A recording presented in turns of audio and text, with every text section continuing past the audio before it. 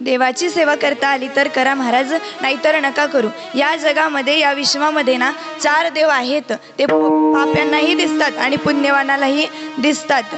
या जगातील, या विश्वामधील पहिले 2 देव जे आहेत ना महाराज, ते एक म्हणजे सूर्य आणि दुसरे म्हणजे चंद्रदेव. आणि ते पाप्यांनाही दिसतात आणि पुण्यवानालाही दिसतात महाराज. परंतु त्यांचं असं वैशिष्ट्य आहे, ते फक्त पुण्यवानालाच आशीर्वाद देतात. परंतु या जगामध्ये ना असे 2 देव आहेत जे पाप्यांनाही आशीर्वाद देतात आणि पुण्यवानालाही आशीर्वाद देतात.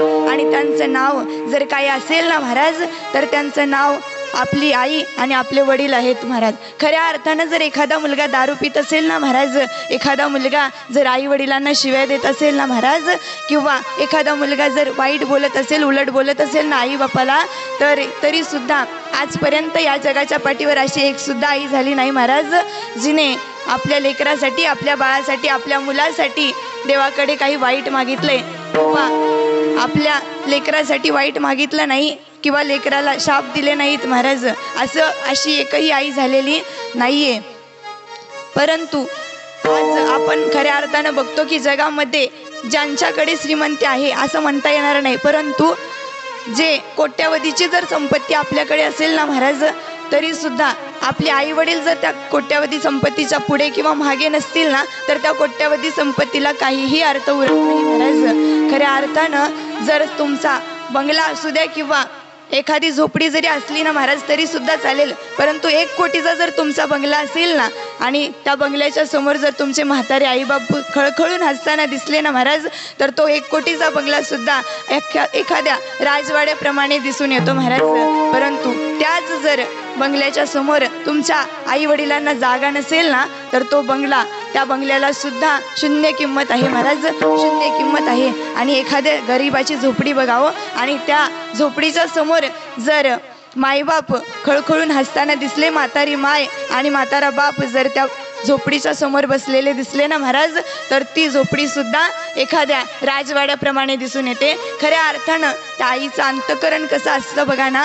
आपल्या लेकीला किंवा आपल्या लेकराला ठेच लागते, परंतु तिच्या मनाला वेदना होतात, तिच्या डोळ्यातून अश्रू येते, असं आईचं अंतकरण असतं महाराज. एखादा मुलगा जर गाडीवरून बसून चालला असेल ना, तर जिथपर्यंत त्या आईची मुलाकडे नजर जाते ना, तिथपर्यंत ती आई त्या मुलाकडे बघत असते आणि देवाकडे हात जोडत असते की देवा, माझा मुलगा ज्याप्रमाणे, ज्या आनंदाने गेलाय ना, त्याच आनंदामध्ये, सुखामध्ये परत येऊ दे, असं ती आई मागते.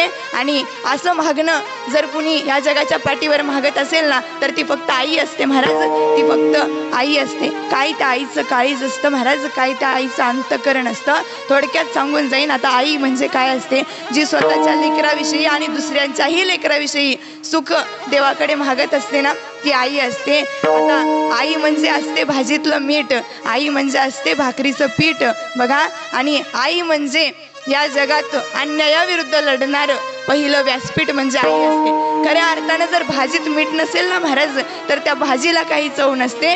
त्याचप्रमाणे जर आपल्या आयुष्यात, आपल्या जीवनामध्ये जर आपली आई नसेल ना महाराज, तर आपल्या जीवनाला सुद्धा काहीच अर्थ उरत नाही. अशी असते ती म्हणजे आई असते. आणि बघा, त्या आईचं कर्तृत्व सांगायचं झालं ना, तर बघा, त्या म्हणजे तुमच्या आमच्या जन्मासाठी जी स्वतःचा अंत स्वीकारते महाराज, म्हणजे त्या गोष्टीचं नावच आहे बाळ किंवा अंत, म्हणजे बाळांत, म्हणजे स्वतःचा अंत स्वीकारून जी आपल्याला जन्माला घालते ना महाराज, तिचं नाव आई आहे, तिचं नाव आई आहे. म्हणजे बघा, आई ही कशी असते, कुणाला विचारा, तर एखाद्या लहान मुलाला विचारा महाराज, की आई नसलेल्या मुलाला विचारा काय त्या आईची किंमत असते. कोट्यावधीची संपत्ती आईबाप गेल्यानंतर आपण कमावू शकतो महाराज, परंतु जर आईबापच नसतील तर कोट्यावधी संपत्ती जरी दिली ना, तरी सुद्धा आईबाप पुन्हा मिळवू शकत नाहीत, आईबाप पुन्हा मिळवू शकत नाहीत. म्हणून त्या आई वडिलांना जपत राहा महाराज. आता माझ्या अनुभवानुसार तुम्हाला सांगून जाईल, वाढदिवसाच्या निमित्ताने एक असा कार्यक्रम होता. मुलं खेळत होती, काही मुलांच्या अंगावरती कपडे होते महाराज, नवीन कपडे होते. आणि एक मुलगा असा होता, तो 5वीला मुलगा होता महाराज, त्याच्या शर्टाला साध्या गुंड्या सुद्धा नव्हत्या महाराज. इतका तो मुलगा असा कावरा बावरा झालेला होता, इकडे तिकडे पाहत होता.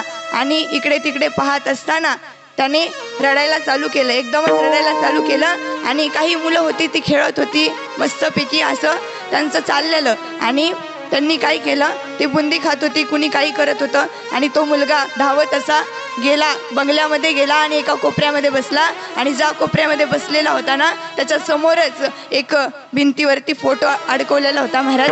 आणि त्या फोटोवरती काय होतं तर एका 25 ते 26 वर्षाच्या तरुणीचा फोटो होता महाराज आणि त्या फोटोवरती हार घातलेला होता. आता मी तो फोटो बघितला, परंतु मला काय माहिती हे कोण आहे. मला असा संशय आला की ही ह्या घरची एकतर लेक तरी असावी किंवा सून तरी असावी. मी त्या बाळाला बोलवलं, म्हटलं बाळा तू का रडतोयस, तुला काय झालं.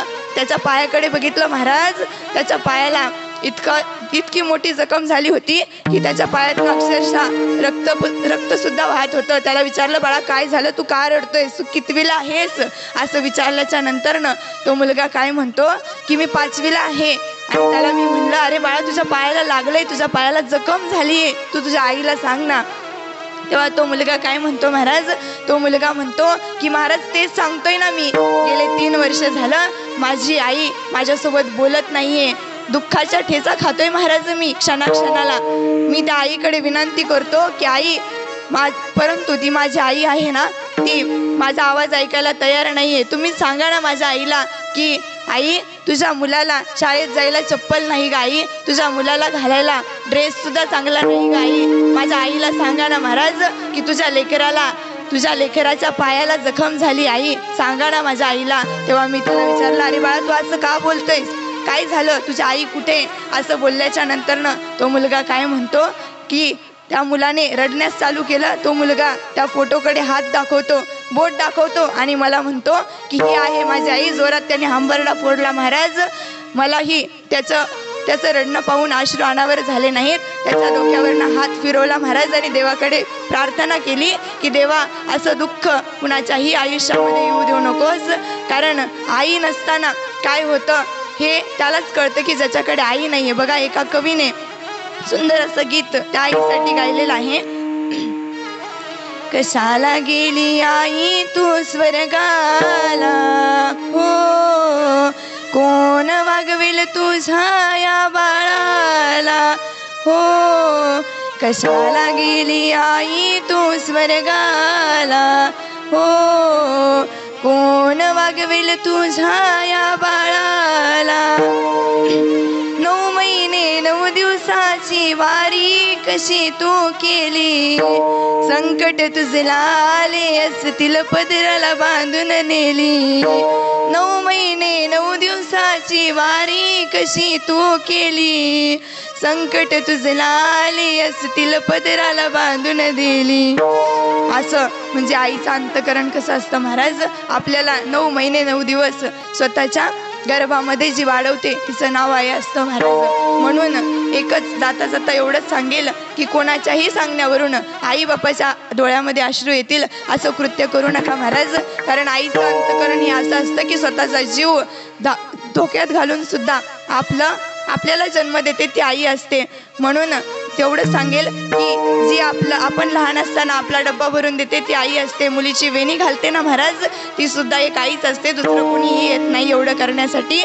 म्हणून एवढंच सांगेल की आपण जगामध्ये वावरताना कितीही माणसांना जवळ केलं, नातेवाईक असो मित्रमैत्रिणी असो, आपण जेव्हा आजारी असतो ना महाराज, नातेवाईक फोन करतील, मित्रमैत्रिणी फोन करतील आणि फोनवर काय म्हणतील की स्वतःची काळजी घे आणि रात्र झाली ना महाराज की ते झोपून जातील. परंतु आपल्याकडे लक्ष द्यायला बाहेरचं कुणीही येत नाही.